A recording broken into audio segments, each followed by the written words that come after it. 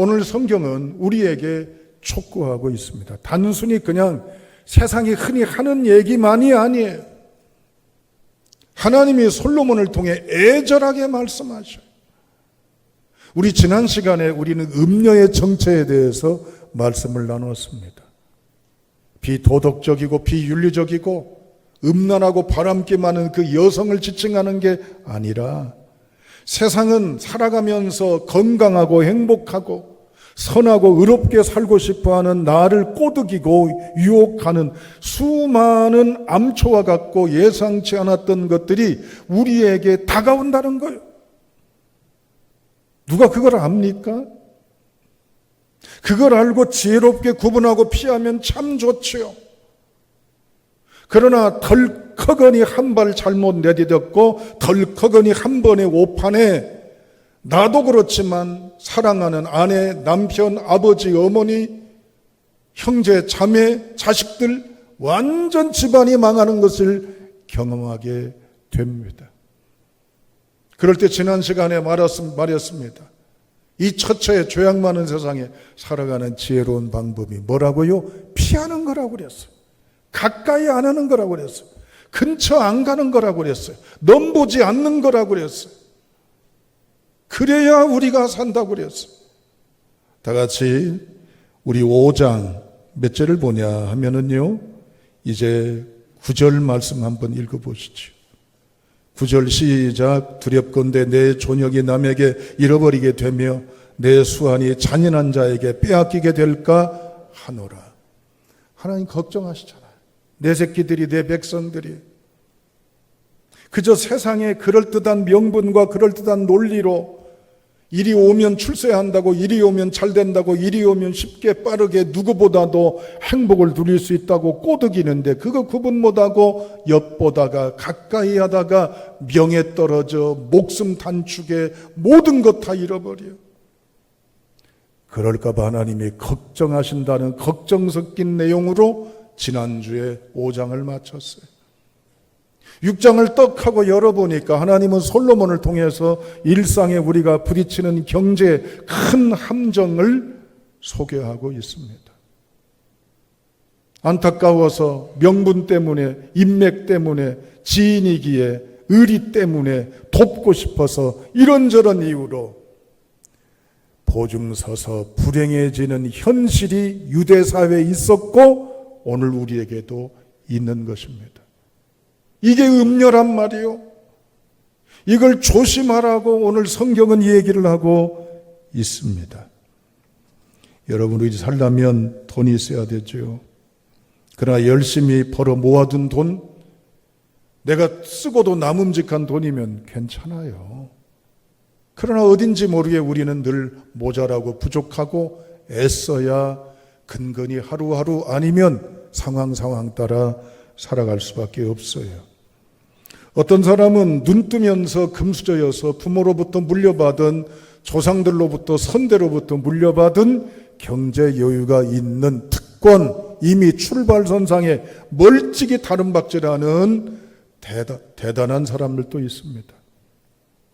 그러나 아무것도 없고 빈털털이고 흙수저고 무수저고 한 사람이 오늘의 우리기도 하잖아요. 그런데 내가 감내할 수 없는 여건에 물질이 필요해요. 물질이 필요하면 어떻게 하죠? 내가 없으면 어디서라도 누군가라도부터 빌리든 차용하든 해야 할 거 아니에요. 그러면 누가 나를 믿고 빌려줍니까? 물론 내 신용이나 여건을 분석하겠죠. 요즘 같으면. 그러나 서로 빌려준다 할지라도 나만 믿고 빌려주지 않죠. 이 사람을 확실하게 보증할 또 다른 분명한 보증인이, 후견인이 있어야 나중에 채권에 대해서 추심에 문제가 생겼을 때 빌려준 사람, 금융권은 어려움이 없도록 만전의 조처를 해야 되지 않겠습니까? 그 보증자가 필요한 거예요. 어렵게 살아가는 사람이 좀 도와달라고 필요하니까 나를 위해 좀 보탬이 돼달라고, 보증이 돼달라고 요구하는 걸 들어줘야 돼요? 안 들어줘야 돼요? 대답해 보세요. 하나님은 이웃사랑을 말씀하시고 첫째 하나님 사랑, 둘째 이 같은 이웃 사랑.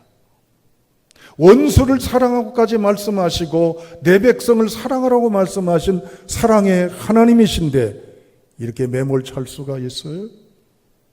이렇게 몰인정할 수 있습니까? 앞뒤가 안 맞는 얘기잖아요. 언제는 사랑하라 해놓고 보증 쓰지 말라고요? 이건 너무나 앞뒤가 맞지 않는 매정한 마음 아닙니까? 왜 이러실까요? 여러분, 원래 유대인들은 민족의 이 문화나 정서가요, 다른 나라의 정서와는 다릅니다. 연대의식, 공동체의식, 공동운명의 의식이 강해요. 왜냐? 유목민이기 때문에 그렇습니다. 어디에 고정되어서 거기서 여러 가지 직업이나 농사나 여건으로 수입 삼는 사람들이 아니에요. 오늘 여기서 목축하다가 또 다른 초지를 따라 상황 따라 환경 따라 이동해야 될 떠돌이 유목민입니다. 그러다 보니까 먹고 사는 문제 개인적으로만 다 해결되어 산다고 사는 게 아니에요. 나도 중하듯 너도 중하고 우리도 중요해요. 그러다 보니까 유대인의 정서에는 자연스럽게 젖어 있는 민족 DNA가 있습니다. 그게 아까 말씀드린 공동체의식, 연대의식, 공동운명의식입니다. 이것이 실제로요, 이렇게 합니다. 개인이 어려우면요, 가족이 나서서 발벗고 도와줘요. 그런데 가족이 어려우면요, 씨족들이 나서서 그 가족을 책임져 줘요. 씨족이 어려우면 어쩐 줄 아세요? 부족이 나서서 책임져 줘요. 이게 촘촘한 그물처럼 가족, 씨족, 부족이라는 공동체 운명으로 함께합니다. 사회복지 용어로 말하면 뭘까요? 안전망입니다. 안전한 그물이란 얘기요. 떨어져도 받아줘야 돼. 누가? 가족이. 누가? 지방자치가. 누가? 중앙정부가. 이게 요즘에 말하는 사회복지 제도입니다. 하나님은 이러한 운명으로 이스라엘 백성을 살도록 하셨습니다. 그런데 이들이 떠돌다가 살붙여 몸붙여 살 정착지가 있습니다. 거기가 어디지요? 가나안 땅이잖아요. 가나안 땅은 유목문화가 아닙니다. 농경문화입니다. 떠돌아다닐 필요 없어요. 땅을 가꾸고 일궈서 거기서 얻어진 수확물로 살아갑니다. 경제 논리가 지배하는 사유재산이 보장되고 개인의 여러 경제가 중요하게 여겨지는 이제는 자본주의 사회입니다. 그러다 보니까 여기서 강조되는 게 바로 뭘까요? 서로가 서로를 돌봐주는 그런 땅이 아니에요. 나 몰라라 해요. 오히려 더 혈안이 되어서 부자는 더 부자가 되려고 그래요. 빈익빈 부익부 현상이 가득한 그 속에, 그 문화가 뿌리 박혀 있는 그 속에 하나님의 백성들이 들어가 살아요. 그러면 이스라엘 백성이 가졌던 공동운명의 문화로 가나안의 문화를 바꾸면 얼마나 좋아요. 그러나 그러기가 쉽지가 않죠. 가나안 문화는 그렇습니다. 돈을 빌렸어요. 연대 보증인도 있습니다. 그런데 못 갚아요. 그러면 어떻게 되는 줄 아세요? 싹 빼앗기죠. 보증인까지 탈탈 털어요. 그런데 해결이 못하면 인신매매합니다. 여성들은 표현하기가 참 거부갑니다마는 부적절하게 순결을 유린당하고 부적절한 직업군으로 전락하고 팔려지고 맙니다. 하루아침에 노예가 돼요. 죽을 때까지 노예로서 자유롭지가 못해요. 이게 가나안 땅에서 벌어지고 있는 현실이에요. 그 현실 속에 이스라엘 백성들이 살아가요. 하나님은 이스라엘 백성들에게 빚보증 쓰고 이자 받고 하는 일 못하도록 하셨어요. 돈 필요하면 빌려줘. 그 원금만 갚으면 돼. 원금만. 이자 절대 금지. 이방인에게도 돈 빌려줘도 소액의 아주 조그만한 이자지 과다 이자, 엄청난 이자가 아니에요. 그리고 아예 법으로도 만들어 놓으셨어요. 안식일이 되면 종들도 쉬게 해라. 짐승이건 뭐건 다 중요하니 안식토록 하라. 7년째 안식년이 되면 어떻게 하는지 아세요? 종들 싹 풀어져. 이제부터 어떤 이유로 됐던 종이 되었으면 이방이 됐건 뭐가 됐건 종이면 다 풀어주는데 아닙니다. 저는 이제 종으로만 살겠습니다 하면 귀를 뚫고 그대로 영구종이 되는 거예요. 희년이 되면 어떻게 하죠? 50년째가 되면 팔아먹은 땅 원주인에게 돌려줘요. 갚아야 될 돈 빵원 없어요. 부채 탕감이 이루어집니다. 재산 회복이 이루어집니다. 포로로 끌려갔던 자들이 돌아옵니다. 팔렸던 자들이 원상 회복됩니다. 경제 균형, 경제 안전, 경제 보장이 이루어집니다. 이게 유대 법이에요. 이렇게 살아가야 돼요. 그런데 어떤다고요? 인신매매, 엄청난 고리대금, 여성 순결, 이산가족, 노예, 이제는 부채, 추심, 이것 때문에 생기는 부적절한 일들, 악독한 일들이 가득해 있습니다. 솔로몬 시대에도 그렇습니다. 그 많은데도 그러는 거예요. 그 많은데도. 하나님 믿는 백성도 이 짓을 하고 있는 거예요. 하나님께서 보실 때는 이 나라가 솔로몬 당시뿐만 아니라 이 나라의 경제 질서가 엄청난 고리대금업, 사채업, 보증 때문에 밑둥이가 흔들릴 정도예요. 그래서 솔로몬을 통해서 보증 서지 말 것에 대한 경제 질서를 얘기하고 계십니다. 오늘 6장 1절 다 같이 함께 읽어보시죠. 시작. 내 아들아, 내가 만일 이웃을 위하여 담보하며 타인을 위하여 보증하였으면. 나를 위해서요, 이웃을 위해서요, 타인을 위해서요. 남을 위해서잖아요. 선의의 마음으로 내 가진 걸 이걸로 대신 맡아. 빚 못 갚으면 이걸로 퉁해. 아니면 이 사람 빚 못 갚으면 내가 갚을게. 남을 위해서 한 거잖아요. 타인을 위해서, 남을 위해서. 그러나 오늘 본문의 말씀에 보면 결론적으로 보증 서지 말라고 합니다. 오늘만 있는 게 아니에요. 오늘 본문만. 잠언 31장 가운데 11장 15절. 남의 보증을 서면 고생하지만 보증을 꺼리면 안전하다. 17장 18절. 지각 없는 사람이 남의 보증을 선다.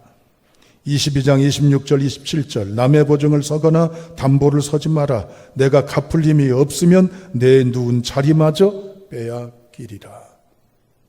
보증을 권장합니까? 금지합니까?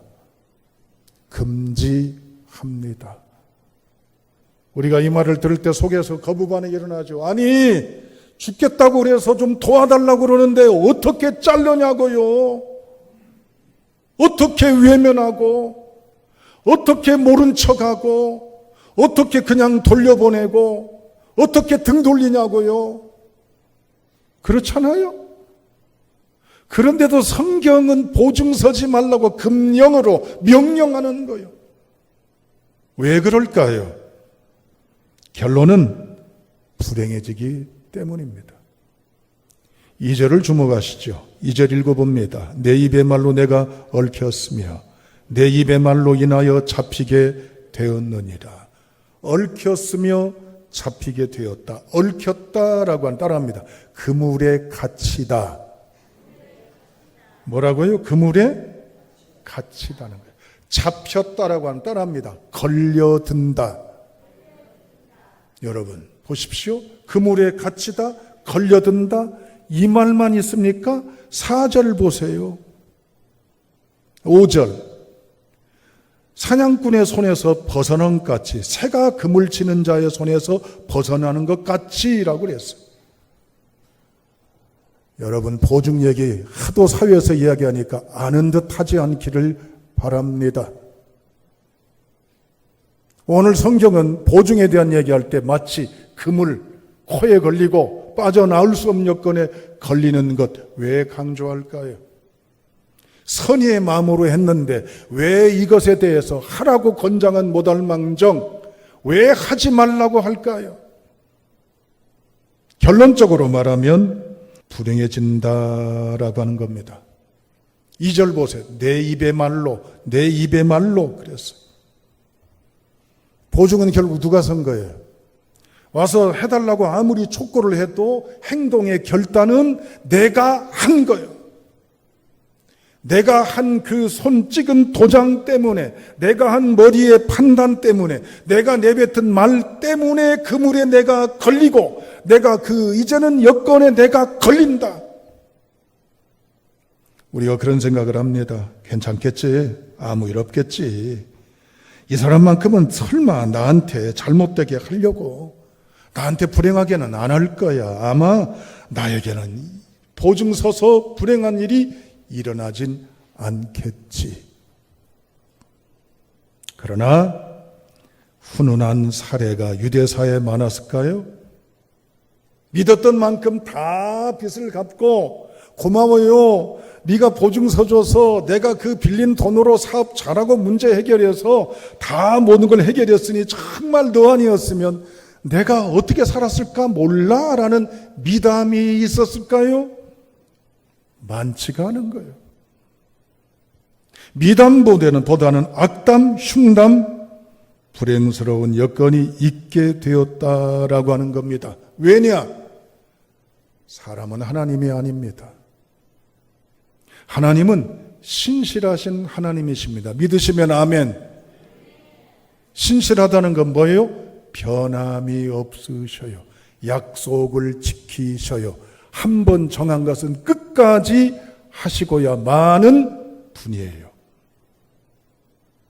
그러나 보증해달라고 읍소할 때 약속 안 지키려고 일부러 깨트리려고 하는 사람 누가 있습니까? 의도적이지 않고서는.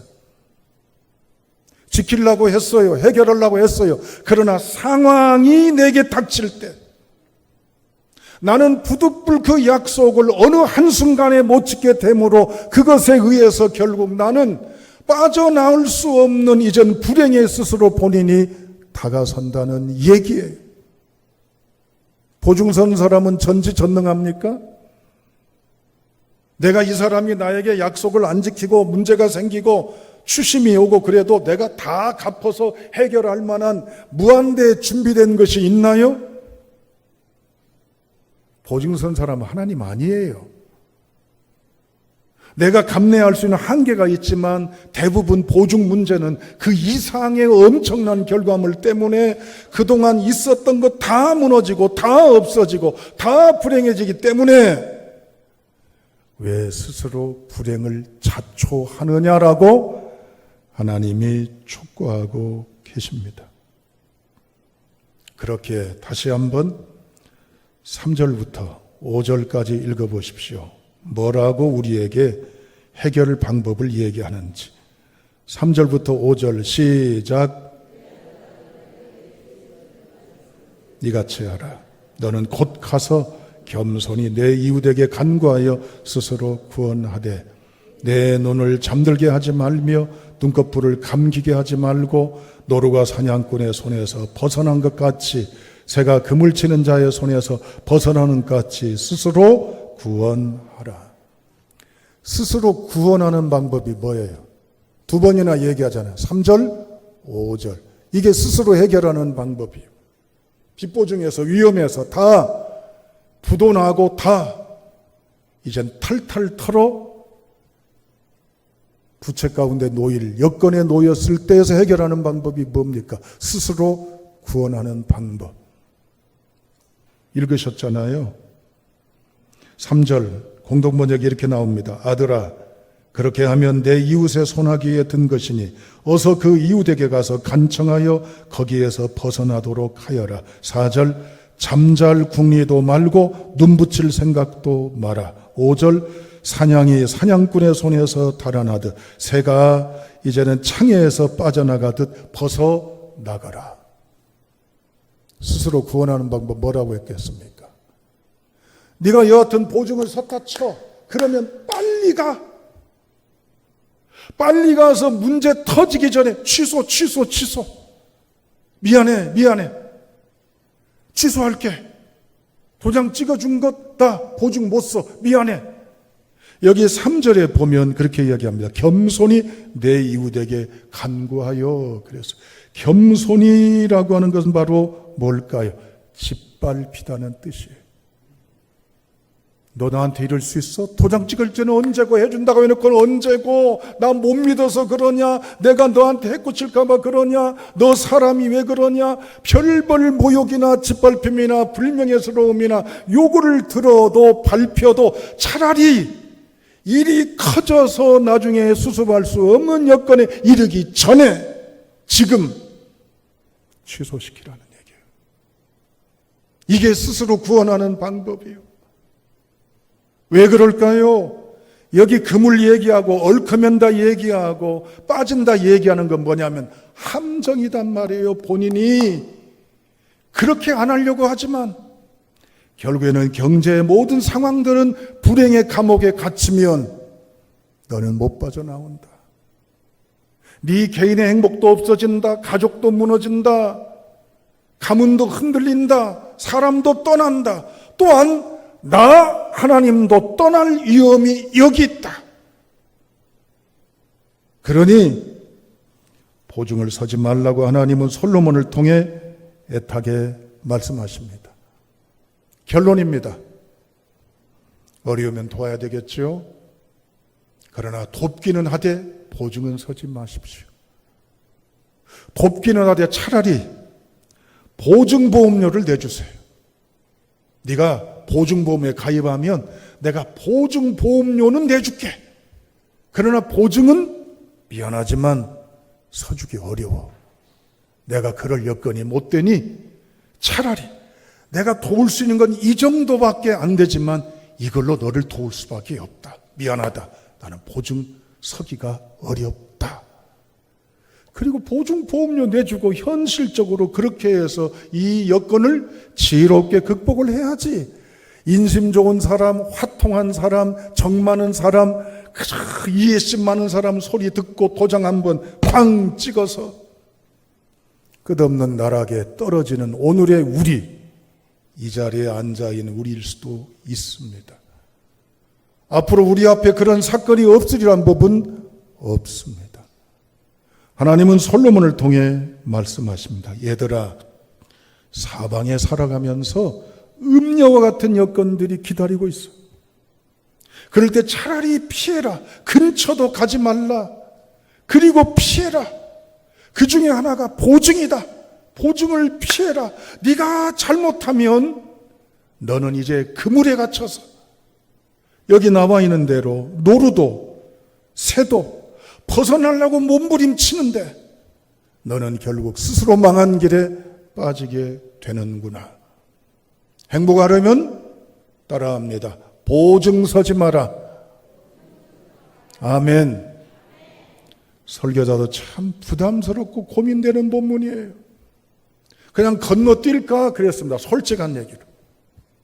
그러나 하나님의 말씀이니 당연히 전해야 된다고 생각을 합니다. 오늘의 이 말씀 전했습니다. 사랑하는 여러분, 다 알고 있는 얘기입니다. 그러니 그냥 대충 넘어가고 그냥 뭐 아는 소리 NO! 나란 존재는 언제 어떻게 어떤 상황에 변개될 가능성이 있는지를 예상을 못합니다. 결론, 어려운 사람을 돕지만 보증은 서지 마십시오. 주의 명령입니다. 지혜롭게 살아가는 경제 지혜자가 되시기를 주님의 이름으로 축원합니다. 기도합니다. 아버지 하나님.